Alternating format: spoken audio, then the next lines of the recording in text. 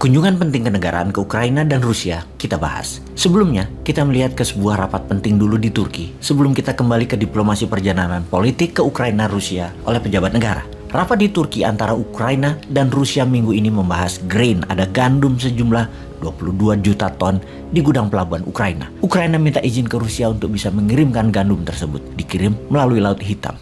Setelah pertemuan tersebut, para delegasi kembali ke ibu kota masing-masing dan menurut pengamat militer, pastinya Rusia akan tetap ngeblok gandum tak boleh keluar Ukraina. Hal ini membuat runyam pemakan roti dan pemakan mie, terutama di wilayah Afrika dan Timur Tengah, karena makanan utama mereka dari Ukraina dan Rusia. Rusia menahan karena embargo dan sekalian aja ditahan. Kalau Ukraina, diblok Rusia kapalnya. Di Indonesia per tahun kebutuhannya adalah 11 juta ton gandum. Dengan harga gandum meningkat tajam di dunia, juga ketiadaan stok murah, meminta ke Ukraina dan Rusia adalah strategi yang tepat. Oh ya, asal jangan dibilang misi perdamaian. Jangan loh ya, misi dagang itu jauh lebih keren. Kita semua pasti setuju.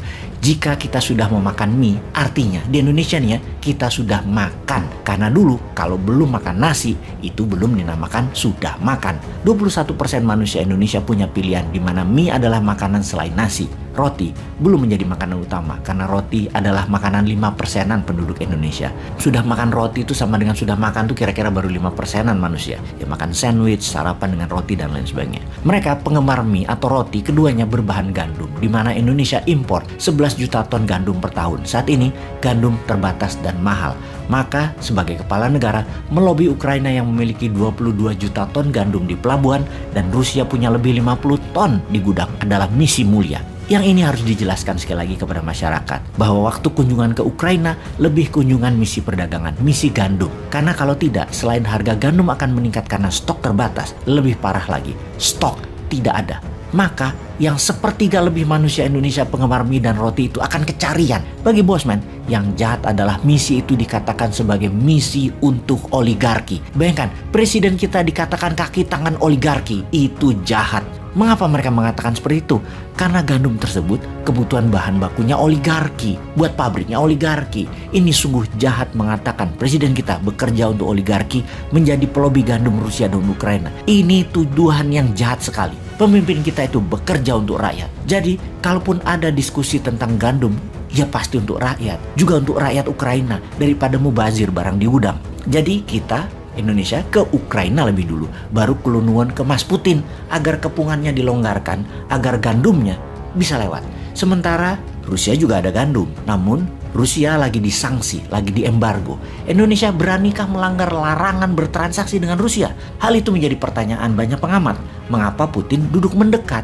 Karena Putin memastikan apakah Indonesia berani melawan hegemoni Barat seperti yang dilakukan oleh Tiongkok dan India dan mau bayar pakai rubel. Atau Indonesia beli gandum Ukraina, minta Rusia buka blokade. Siapa lu ya kira-kira? Demikian bolehkah Putin dalam hati berkata begitu? Ya boleh-boleh aja. Namun lebih elok dalam diplomasi, kita berani beli gandum Rusia, melawan hegemoni. Jadi kita lihat kemudian hari, apakah bisa kita dapat gandum Ukraina dan gandum Rusia tersebut. Kalau bisa, misi tersebut dikatakan berhasil. Karena kita tahu gandum tersebut dari Ukraina dan Rusia harganya 30% lebih murah dari harga gandum sisa dunia pada saat ini. Kalau ternyata gandum tersebut tidak datang dari Ukraina atau dari Rusia, bukannya misi tersebut gagal, tetapi bersiap-siap harga mie instan naik 20%, harga roti-roti lainnya juga naik. Naik masih lebih mending kalau kosong atau nggak ada barang. Nah lu, kumaha eta? Lalu ada yang mengatakan misi tersebut misi perdamaian. Nah ini yang bikin kepala muter 7 keliling. Mendamaikan Rusia Ukraina. Apa alat tawar Indonesia ya? Ngomong apa kita sebagai penengah itu?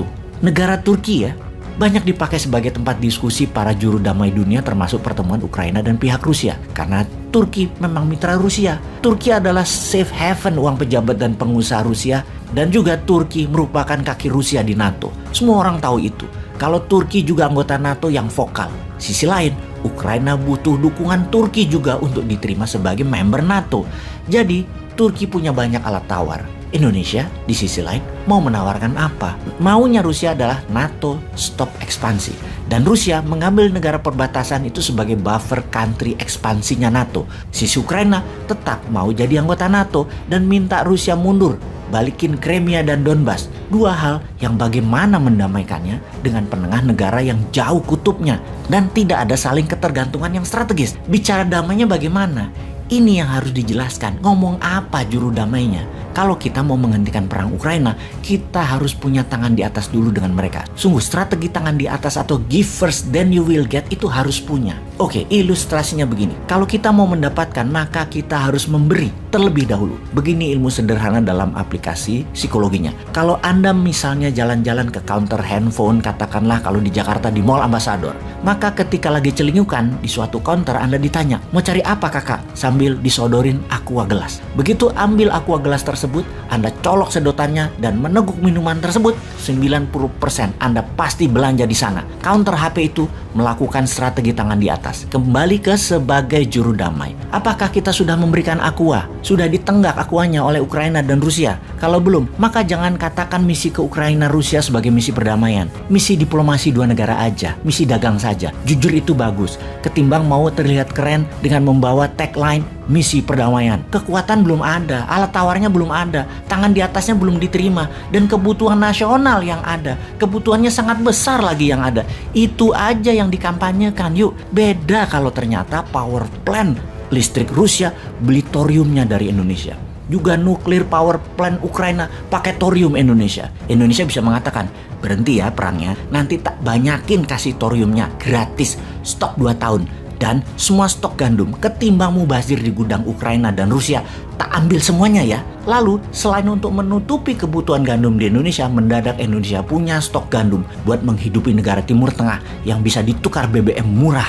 Gitu dong bernegaranya, tanpa rakyat dicekik pajak, tanpa subsidi BBM yang memberatkan APBN, dan tanpa cari utangan. Ngono ae. Itu baru namanya new mind.